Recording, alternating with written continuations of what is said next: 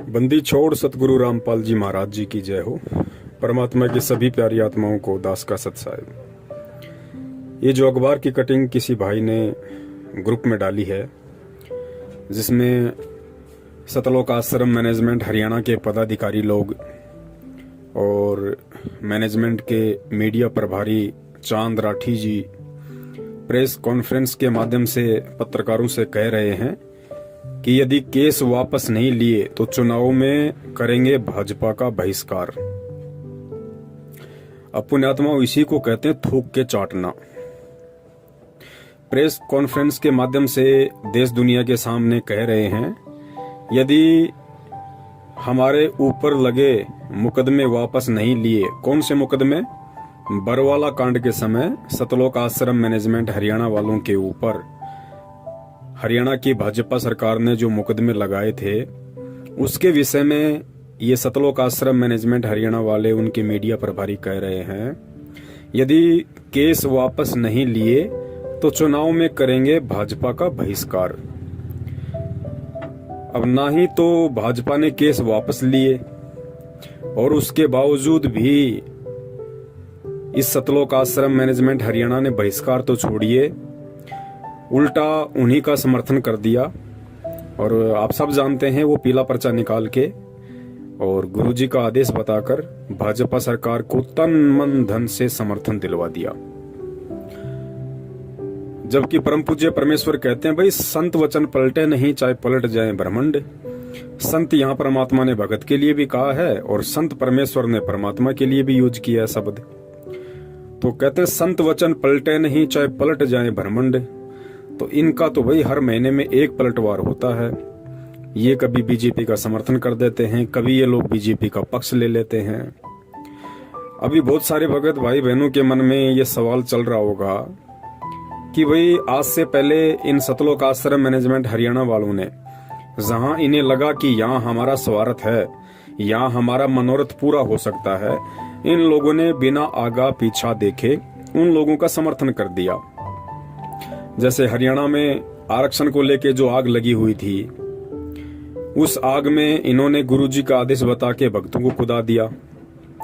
राजस्थान में एक गैंगस्टर था आनंद पाल सिंह, जो अभी तो मर चुका है पुलिस एनकाउंटर में। उसकी सीबीआई जांच के लिए अपने राजनीतिक स्वार्थों को लेकर करणी सेना के कुछ लोग उसकी सीबीआई जांच का समर्थन कर रहे थे। तो देखिए, भगत होके, और वो भी कबीर भगत होके, और एक गुंडे की सीबीआई का जांच सतलोक आश्रम मैनेजमेंट हरियाणा ने संगत से करवा दिया, मूर्ख संगत से, और लाखों का दान भी उन लोगों को दे दिया। आज मेरे में एक रैली की थी इन लोगों ने, राजपूतों ने।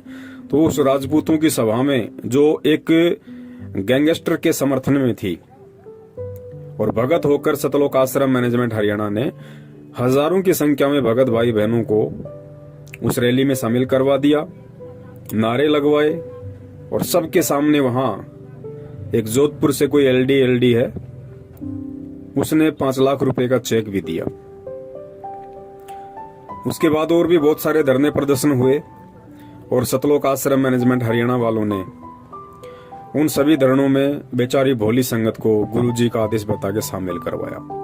तो अब बहुत सारे भगत भाई बहनों के मन में ये शंका उठ रही होगी कि भाई अभी जो किसान आंदोलन चल रहा है, जो वर्ल्ड वाइड हो चुका है, विश्वव्यापी बन चुका है, हर देश की सरकारों की नजर इस किसान आंदोलन के ऊपर है कि सरकार झुकेगी या किसान हटेंगे। इतना बड़ा आंदोलन, और किसान बेचारे अपने हक की लड़ाई लड़ रहे हैं, कोई राजनीति नहीं इसके अंदर। उसके बावजूद भी इन कॉल एजेंट सतलोक आश्रम मैनेजमेंट हरियाणा वालों ने किसानों का समर्थन क्यों नहीं किया? इसके पीछे एक बहुत बड़ा रीजन है पुण्यात्मा। समझदार भगत भाई बहन समझ जाएंगे, और जिनकी बुद्धि में कचरा भरा हुआ है वो नहीं समझेंगे। देखिए, सबसे पहला रीजन तो ये है भाजपा सरकार के खिलाफ ना बोलने का इन लोगों के द्वारा।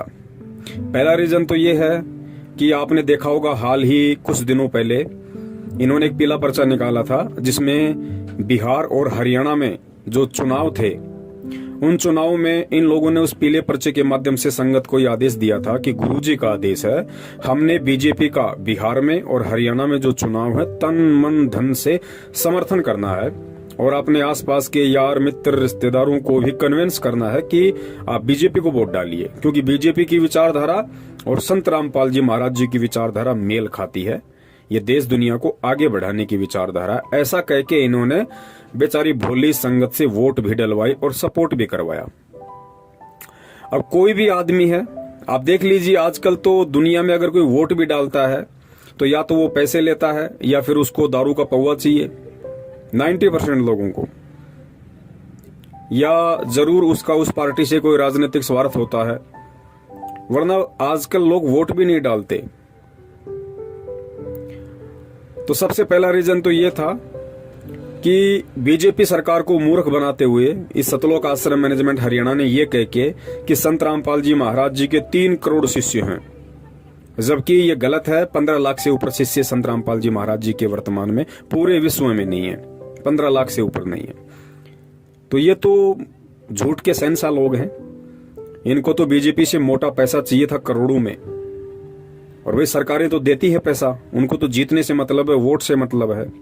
तो बीजेपी सरकार ने इनको करोड़ों रुपया दिया ये सोच के कि संत रामपाल जी महाराज जी के जितने भी वोट हैं वो सब हमारे पाले में आ जाएंगे। तो पहला रीजन तो ये कि ये लोग कुछ ही महीने पहले बीजेपी सरकार से करोड़ों रुपया डकार चुके हैं एक एग्रीमेंट के तहत। तो अब ये बीजेपी का विरोध कर नहीं सकते, ये इनकी मजबूरी है। अगर करेंगे तो बीजेपी का डंडा तैयार है। दूसरा सबसे बड़ा रीजन ये है कि साल भर पहले, आप सब लोगों को पता है, सतलोक आश्रम मैनेजमेंट हरियाणा ने एक जज हैं देशराज चालिया, जिनका मुकदमा सतगुरुदेव जी का मुकदमा जिनके अंडर में था, विचाराधीन था।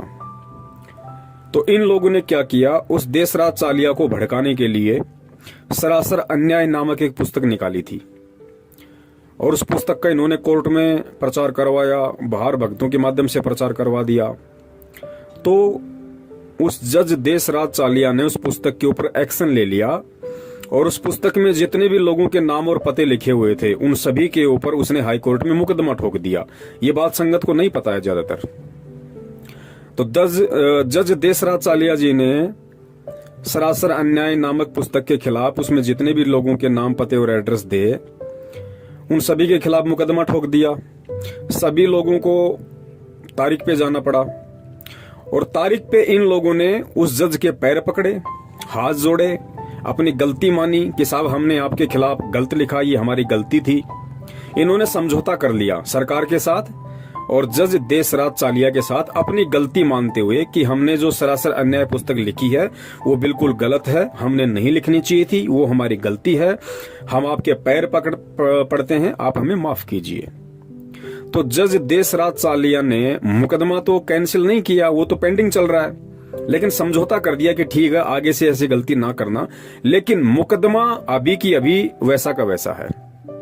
तो दूसरा सबसे बड़ा रीजन किसान आंदोलन को समर्थन ना करने का सतलोक आश्रम मैनेजमेंट हरियाणा का ये है, क्योंकि इनको अच्छे से पता है यदि हमने बीजेपी सरकार के खिलाफ, क्योंकि किसान आंदोलन सरकार के खिलाफ हो रहा है, तो इनको अच्छे से पता है कि यदि हमने किसान आंदोलन का समर्थन कर दिया तो वो मुकदमा अभी पेंडिंग है और सरकार उन सभी को वापस जेल में ठोक देगी।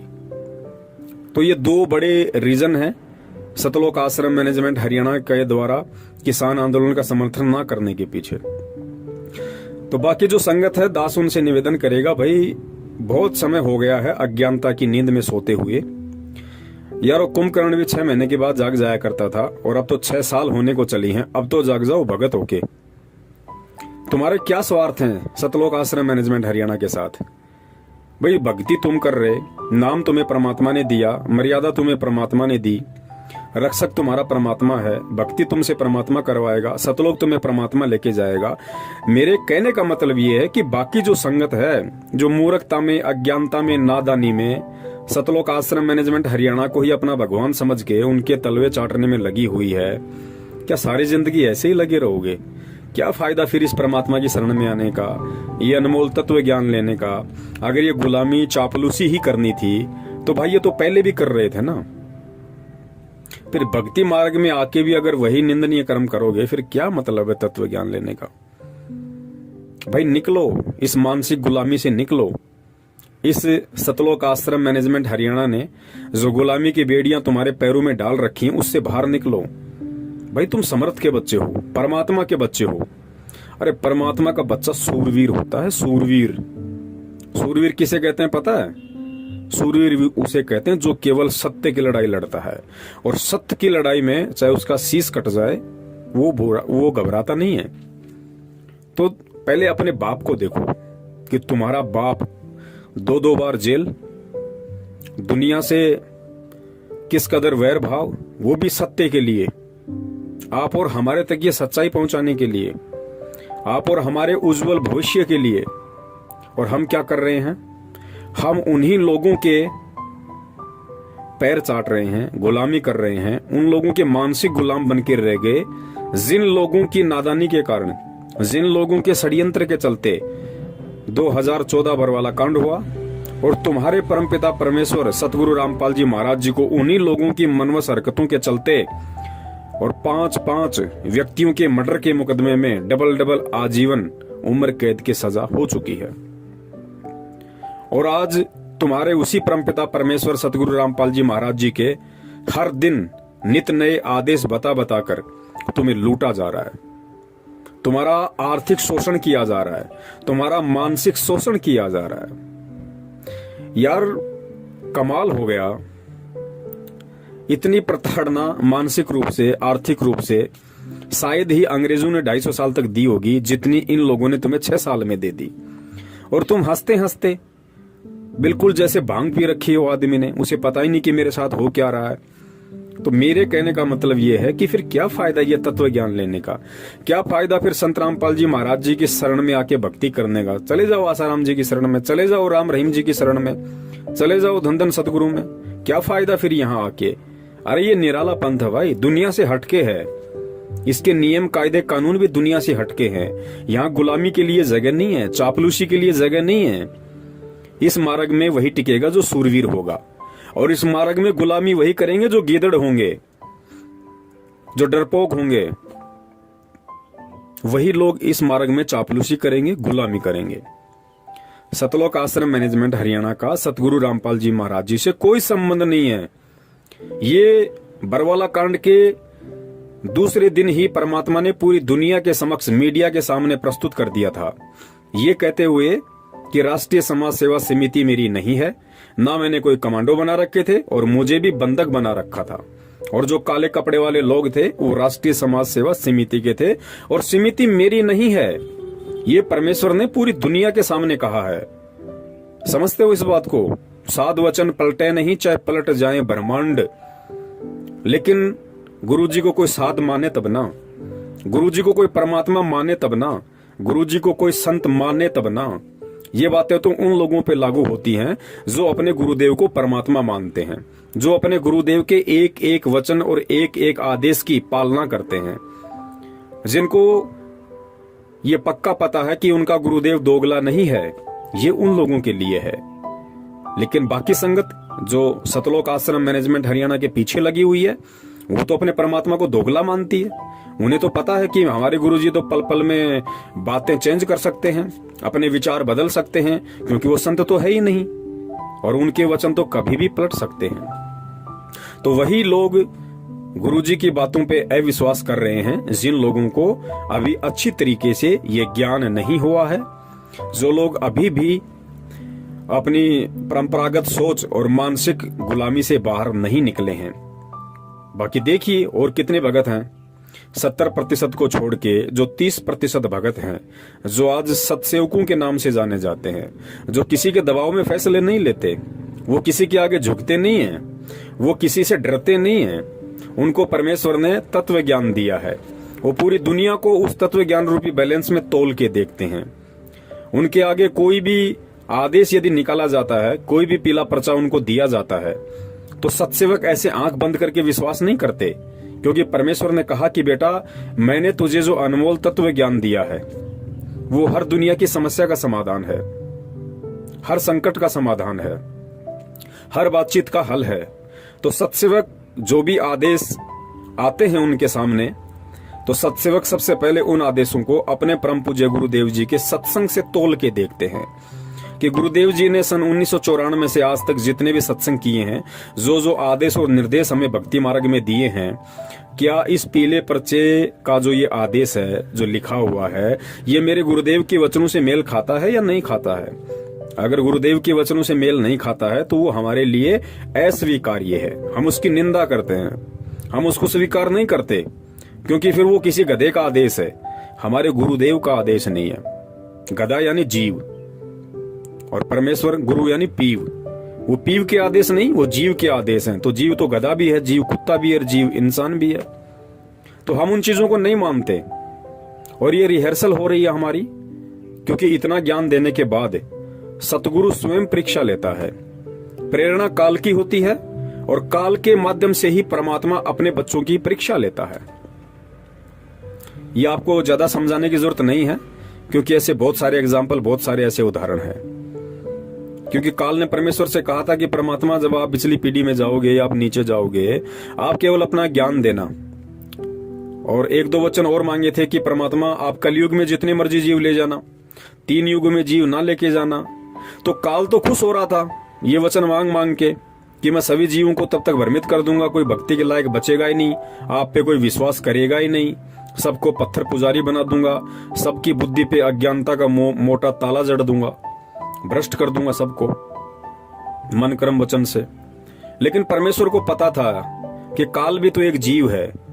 तो परमात्मा को पता था कि ये जो वचन मांग रहा है वो मेरे लिए हितकारी है, वो मेरे पक्ष में है। और परमेश्वर की सोच से बाहर काल वचन भी नहीं मांग सकता। काल ने अगर वचन मांगे थे तो परमेश्वर की परिधि के अंदर ही मांगे थे। परमेश्वर अगर ना चाहते तो नहीं मांगता, लेकिन परमेश्वर भी यही चाहते थे कि ये जो मांग रहा है बस यही मांगे और वो मेरे लिए उचित रहेगा।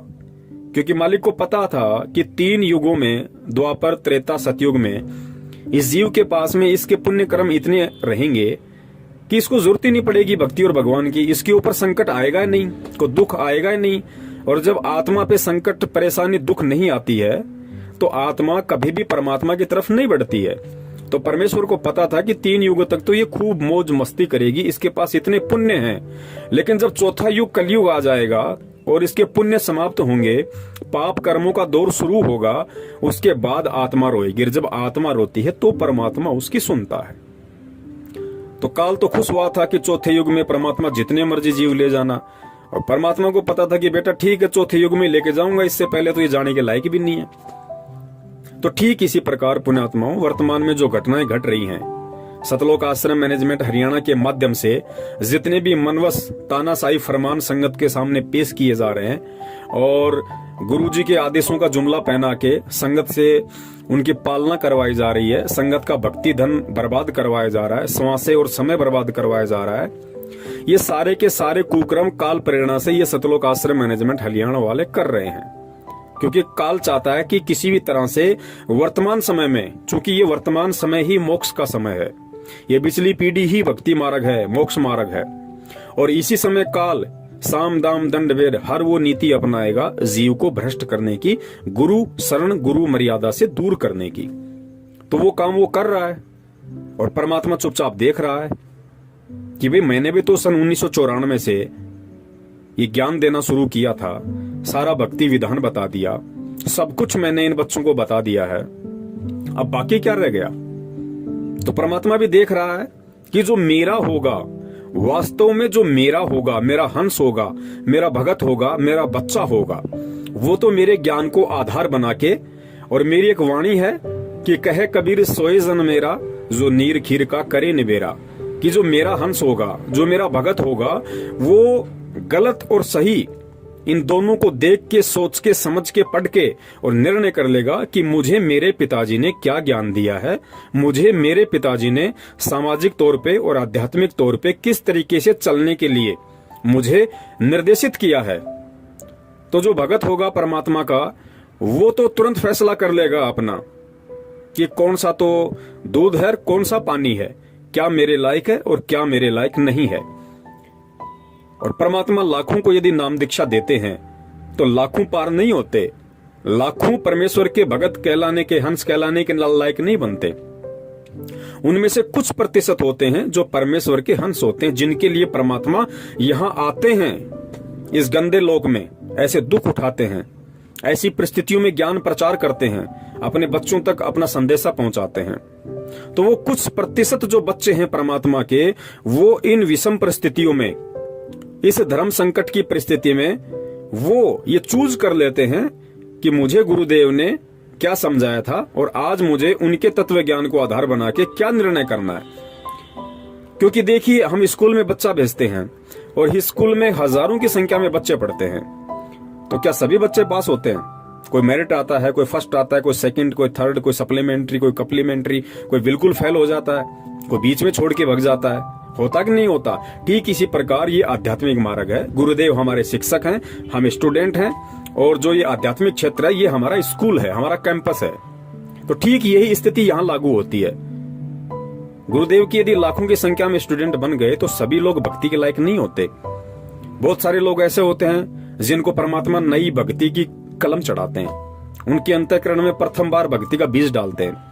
कुछ ऐसे होते हैं जो काफी समय से परमेश्वर की शरण में रहते आ रहे हैं। कुछ ऐसे होते हैं जो युगन युगन के माल हैं परमात्मा के, कि साधु सेती मस्करी चोरा नाल खुशहाल मल अखाड़ा जीतेंगे, युगों युगों के माल। युगों युगों के माल यानी परमात्मा के भक्ति पहलवान, भक्ति रेसलर, जो अनंत युगों से परमेश्वर की भक्ति करते आ रहे हैं। तो वो मेरिट भी आ जाएंगे, वो फर्स्ट भी आ जाएंगे और तुरंत उनकी नौकरी लगेगी, सतलोक जाएंगे। तो पुण्यात्माओं, अब आगे जो छोटा सा सत्संग है जिसमें निष्कर्ष दे रहे हैं परमपिता परमेश्वर जी, ये कहते हुए कि परमात्मा ने अपना विधान बना के छोड़ रखा है। परमेश्वर ने अपना विधान बना के छोड़ रखा है। उदाहरण दिया परमात्मा ने कि जैसे मां के पेट में बच्चा उत्पन्न होता है, तो परमात्मा ने कोई फैक्ट्री नहीं लगा रखी अंदर कि वो फैक्ट्री बच्चा बना रही है। परमात्मा ने कहा कि मालिक ने आदेश दे दिया, परमेश्वर ने ये आदेश दिया कि ऐसा होगा, उसके बाद ऐसा होगा, फिर बच्चा बनेगा और इतने समय बाद वो मां के गर्भ से बाहर आएगा। तो परमेश्वर के आदेश से वो सारे काम हो रहे हैं। उसके बाद परमात्मा ने बीजदार फल बनाए, वृक्ष बनाए, अन्य बहुत सारी चीजें बनाई और परमात्मा ने एक आदेश पारित कर दिया। जैसा कि सत्संग में गुरुदेव कह रहे हैं कि जैसे त्योरू का बीज होता, त्योरू जिसको तुर्रई भी बोलते हैं, जिसकी सब्जी बनती है। तो परमात्मा ने कहा कि देखो एक छोटा सा बीज वो जमीन में डाल दिया, जमीन में डालते फिर वो अंकुरित होता है, पौधा बनता है, आगे बढ़ता है, बेल लगती है, फल, उसके फूल लगते हैं, फिर उसके फल लगते हैं, फिर इतनी लंबी वो त्योरू लग जाती है उसके, लगभग 1.5-2 फुट की। तो परमेश्वर ने बताया कि परमात्मा उसके पास नहीं बैठा कि लो आज मैंने जमीन में डाल दिया, 2 दिन बाद ये अंकुर फूटेगा, फिर ऐसा होगा, फिर ऐसा होगा। नहीं, गुरुदेव ने बताया कि परमेश्वर ने एक विधान बना के छोड़ दिया कि ऐसा होगा, उसके बाद ऐसा होगा, फिर ऐसा होगा, फिर इसके फल लगेगा। तो परमेश्वर ने वो अपना विधान बना के छोड़ दिया। अब उस विधान के अकॉर्डिंग वो सारे काम होंगे। जो जैसा करेगा वैसा वो पाएगा। परमात्मा ये नहीं देखती कि ये अच्छा कर्म कर रहा है या ये भगत बुरा कर्म कर रहा है। परमात्मा नहीं देखेगा इस चीज को। परमात्मा ने तो एक विधान बना के छोड़ दिया कि मेरा विधान ये है, जो ऐसा करेगा वो ऐसा फल प्राप्त करेगा अंत में, और जो ऐसा करेगा वो ऐसा फल प्राप्त करेगा अंत में। और सारे लेखे जोखे के लिए परमात्मा ने इसी मानव शरीर के अंदर एक गुप्त यंत्र बना दिया जिसको चित्रगुप्त कहते हैं। एक ऐसा चिप लगा दिया सूक्ष्म रूप वाला जो दिखाई नहीं देता, जिसको चित्रगुप्त कहते हैं। चित्र यानी चित्र, जो भी घटना घट रही है चित्र, और गुप्त यानी गुप्त रूप से जो दिखाई ना दे। तो हम जो भी मन वचन कर्म से जो भी हम क्रिया करते हैं, गुरुदेव ने बताया कि रोजाना उसका एक फैक्स परमात्मा के दरबार में जाता है और तुम्हारा एक विधान बन रहा है कि तुम क्या कर रहे हो और क्या नहीं कर रहे हो। और भक्ति मार्ग में आने के बाद, सतगुरु की शरण में आने के बाद, जो अनजान व्यक्ति हैं जगत वाले, उनसे भी ज्यादा अगर गलत काम करोगे तो तुम दोषी होगे परमात्मा के। जिस प्रकार गुरुदेव ने बताया कि एक छोटा बच्चा होता है और छोटा बच्चा यदि लैट्रिन खा ले, गोबर खा ले, तो माता पिता उससे नाराज नहीं होते, माता पिता दुखी नहीं होते। माता पिता को पता है कि अब ये नादान है, नासमझ है, बालक बुद्धि है, तो परमात्मा माता पिता उसको दूर करते हैं वहां से तुरंत। कुछ नुकसान हो जाता है तो डॉक्टर को भी दिखाते हैं, उससे नाराज नहीं होते। लेकिन वही लैट्रिन और गोबर यदि वो बच्चा 15 साल का होने के बाद खाए तो माता पिता उसको थप्पड़ मारेंगे। क्यों? क्योंकि माता पिता को पता है कि मूर्ख, जब तेरे को पता है कि ये लैट्रिन है, ये गोबर है, तू समझदार है, तू चल सकता है, बोल सकता है, तू समझ सकता है चीज को, तू चौथी क्लास में पढ़ रहा है, तू 5वीं में पढ़ रहा है, तूने लैट्रिन कैसे खाई, गोबर कैसे खाया तूने, तेरे अंदर अकल नहीं थी? तो माता पिता उसकी पिटाई करते हैं क्योंकि उसको मालूम था उन चीजों के विषय में, उसके बावजूद भी उसने गलती की तो वो सजा का हकदार हुआ। ठीक इसी प्रकार गुरुदेव ने बताया कि बेटा आध्यात्मिक मार्ग है। देखो, पहले हम जगत वाले थे, पहले हम भी अज्ञानी थे, तो हम कुछ भी कर रहे थे तो परमेश्वर ने हमें क्षमा किया, परमेश्वर ने हमें माफ किया और हमें अपनी शरण में लिया और ज्ञान दिया। और आज यदि ज्ञान लेके भी हम ये राजनीति करेंगे, कभी बीजेपी को वोट, कभी कांग्रेस को वोट, कभी कुछ करेंगे, कभी आरक्षणबाजी में शामिल होंगे। गुरुदेव ने बताया बेटो, कुपात्र को दान नहीं देना, दान लेने का अधिकारी केवल सुपात्र है और सुपात्र पूरी सृष्टि में केवल सतगुरु है। उसके बावजूद भी हम गुंडों की सीबीआई जांच के समर्थन में आएंगे, उनको 5-5 लाख रुपए का उनको पात्रों को चेक देंगे। जो धन लेने के अधिकारी केवल सतगुरु है। जाट आरक्षण में शामिल होंगे, उन हुक्का पाड़ों को, उन दारूबाजों को हम कभी 16 लाख का तो कभी 11 लाख का चेक देंगे जो भक्तों का दान था। तो परमात्मा का विधान कौन तोड़ रहा भाई? हम खुद इस विधान से परिचित होने के बाद भगत होकर हम परमेश्वर के विधान को तोड़ रहे हैं। तो परमेश्वर का आगे जो छोटा सा सत्संग है कि परमात्मा सिर में दर्द नहीं रखता, परमात्मा ने विधान बना के छोड़ दिया, जो जैसा करेगा वैसा अपना पाएगा। तो इस सत्संग को आप सुनिए, और सत्संग को सुनने के बाद यदि इस संगत में कोई परमेश्वर की ज्ञानी आत्मा है जो विचार कर सकती है, मंथन करना जानती है, गुरुदेव के ज्ञान को आधार बना के जो आगे बढ़ रही है, जिसका मकसद केवल भक्ति करके सतलोक जाने का है, वो पुण्यात्माएं इस सारी वार्तालाप को मद्देनजर रखते हुए और सतगुरुदेव जी के इस 2 मिनट के सत्संग को, जिसमें परमात्मा ने विशेष तौर से कहा है कि परमेश्वर ने यहाँ हर चीज का एक विधान बना के छोड़ दिया और परमात्मा सिर में दर्द नहीं रखता। कोई ये सोचे कि गुरुजी जेल में बैठे बहुत दुखी हैं, बहुत परेशान है, नहीं भैया, परमात्मा दुखी ना परेशान। परमात्मा ने तो एक विधान बना के छोड़ दिया और उस विधान की सबसे बड़ी बात, हमें उस विधान की आके जानकारी दे दी। और जानकारी देने के बाद भी यदि हम आग में हाथ देंगे, हम यदि भगत होके ये राजनीति वाला लैट्रिन खाएंगे, कुपात्रों को दान देंगे, कोई भी हमें कह देगा ये गुरुजी का आदेश है, हम झट से उसकी पालना कर लेंगे बिना आगा पीछा देखे, बिना उसकी बातों को, उसके आदेशों को गुरुजी के ज्ञान से मैच किए, तो परमेश्वर ने कहा कि परमेश्वर सिर में दर्द नहीं रखता, फिर वो जैसा करेगा वैसा ही अपना भोगेगा। फिर ये ना कहना कि गुरुजी ने मेरे को कोई राहत क्यों नहीं दी, मैं भक्ति कर रहा हूँ, मैंने ज्योति करा दी, मैंने पाठ करा दिया, मैं 10 साल से गुरुजी का भगत हूँ, मुझे लाभ क्यों नहीं मिल रहा।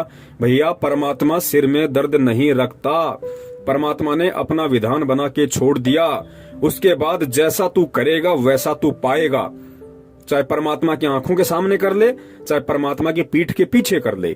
पीठ पीछे अच्छा करेगा तो परमात्मा अच्छा ही देगा, और आंखों के सामने यदि गलत करेगा तो तुझे तेरा गलत ही मिलेगा, परमात्मा तुझे मना नहीं करेगा।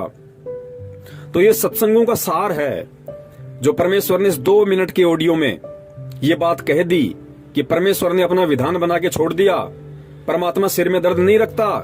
तो इस चीज को वर्तमान में संगत ने सोचना चाहिए कि अगर जगत वाला कोई गलती करेगा तो परमात्मा उसको माफ कर सकते हैं, जैसे हमें माफ किया। लेकिन पुण्यात्माओं, आज हम भगत हैं, आज हम परमात्मा के विधान से, उनके तत्व ज्ञान से परिचित हैं। आज यदि हम ये गलतियां करेंगे तो पुण्यात्माओं माफी नहीं है, फिर वही मिलेगा जो हमारे संस्कार में है। अगर पैर टूटना है तो पैर टूटेगा, भले आप संत रामपाल जी महाराज जी के बेटे हो। अगर आपको कोई आर्थिक नुकसान होना है तो होगा, भले आप उनकी बेटी हो। अगर आपके प्रारब्ध में मौत है तो आएगी, भले आप उनकी सांसारिक तौर पे आप उनकी पत्नी हो। तो बाकी संगत ने थोड़ा आंख खोल के, कान खोल के ये विचार करना चाहिए कि भक्ति मार्ग में ये गुलामी नहीं चलती, चापलूसी नहीं चलती। भक्ति मार्ग में ना कोई गुरु जी का बेटा है, ना कोई बेटी है, ना पत्नी है, ना माँ है, ना बाप है, ना कोई रिश्तेदार है, ना कोई काका ताऊ चाचा भाई बंधु रिश्तेदार है। भक्ति मार्ग में यदि गुरु का कोई असली है, यदि गुरु का कोई रिश्तेदार है, यदि गुरु का कोई बेटा बेटी है, तो परमेश्वर ने साफ कर दिया कि मेरा बेटा बेटी वो है जो मर्यादा में रह के और परमात्मा के विधान के अंतर्गत चलते हुए सत भक्ति करता है। वो परमात्मा का असली बेटा बेटी है। अन्यथा ये जो आप सांसारिक तौर पे जो मंजू अंजू वीरेंद्र मनोज महेंद्र अमित अनारोमाई आप जो देख रहे हैं ना, ये गुरुजी के रिश्तेदार, ये कोई रिश्तेदार नहीं है गुरुजी के। अरे परमात्मा ने तो एक मानव शरीर में आके भूमिका करनी थी, उस भूमिका के तहत ये भी एक पात्र हैं, इससे ज्यादा कोई औकात नहीं है इनकी। ये हमसे कोई बड़े नहीं है, ये कोई देवी देवता नहीं है, ये भी दो कौड़ी के जीव हैं जिन्हें हम गुरुजी का भाई बंधु बेटा बेटी रिश्तेदार समझते हैं। और ये तो संगत से भी गए गुजरे हैं, ये तो बाकी जो संगत है ये तो उससे भी गए गुजरे हैं। इनका तो कोई औचित्य नहीं अगर ज्ञान आधार से आप देखो तो पुण्यात्माओं विचार करो, संभलो। ये मौका गुरुदेव कहते हैं ना कि यो सौदा फिर ना ही रे संतो, यो सौदा फिर ना ही। समझ जाओगे तो फायदे में रहोगे, वरना एक बार ये शरीर छूट गया ना, उसके बाद फिर रोगे इस समय को। अनंत युगों तक, करोड़ों युगों तक ये समय नहीं आएगा। और ध्यान रखना, अगर समय आ गया फिर यही लाइन है, फिर यही सब कुछ कायदे कानून, फिर काल इसी तरीके से भ्रमित करेगा, फिर एक ऐसा मैनेजमेंट होगा, फिर ऐसा एक गुरुजी का भाई होगा, फिर ऐसे ही सत्सेवक होंगे जो तुम्हें जगाएंगे, और फिर तुम होंगे। और निर्भर करेगा उस समय तुम्हारे संस्कारों पे कि आज की तरह तुम जागोगे या नहीं जागोगे, या फिर ठोकर खाकर करोड़ों युग तक गधे कुत्ते सुअर बनते हुए फिर उस समय का इंतजार करोगे। तो मौका है। और गलतियां यदि आपने कर दी आज से पहले तो परमेश्वर से क्षमा याचना करो, और अगर नहीं हुई है तो बहुत अच्छी बात है, आगे विशेष ध्यान रखो। और सुनो ये परमेश्वर का छोटा सा सत्संग, जिसमें परमात्मा ने समझदार और ज्ञानी आत्मा के लिए बिल्कुल क्लियर कर दिया कि भैया मेरा कोई नहीं है, मेरा वो है जो मेरा है। और गुरु का मेरा कौन है, गुरु का अपना कौन है, जो गुरु की भक्ति को मर्यादा में रह के करता है। तो समझिए परमात्मा के विधान को। और पुण्यात्माओं, बचो इन काल एजेंट सतलोक आश्रम मैनेजमेंट हरियाणा वालों से, बचाओ अपनी भक्ति धन को, अपने समय को, अपनी समासों को। सत साहिब, जय हो बंदी छोड़ की।